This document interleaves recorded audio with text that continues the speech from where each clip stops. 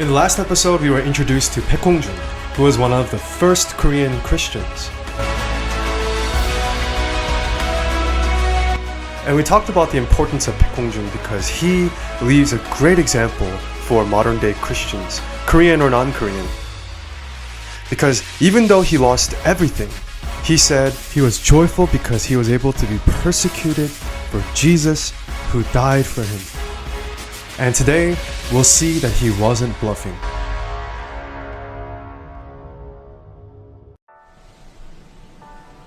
After helping missionary Ross translate the books of Luke and John in 1882, he went to Korean communities in the western part of Manchuria and preached the gospel. 75 people dedicated their lives to Christ. After helping to translate the books of Acts, Mark, and Matthew into the Korean language, he went back to his hometown Uju in 1883. And there he began evangelizing. But he didn't stop at Uju. He also went to the neighboring towns of Kusong, Gangge, and Sakju. 10 people dedicated their lives to Christ, and they began having small Bible studies at his house in Uju.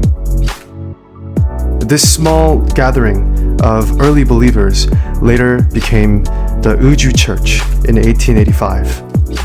The Uju Church began to grow, and soon he was able to set up leaders among the early believers. Later that year, on April 5th, 1885, missionaries Horace Grant Underwood and Henry Appenzeller arrived to Korea for the very first time.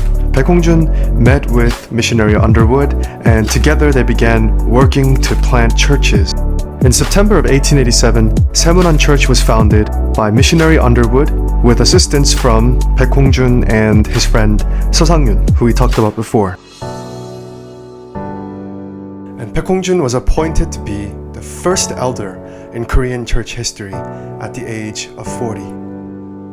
Now, when you hear elder or 장로님, a certain image comes to mind. It's either a very good one or a very bad one. Well, tune in next time to see how the first Korean elder carried out his duties. Thanks for joining.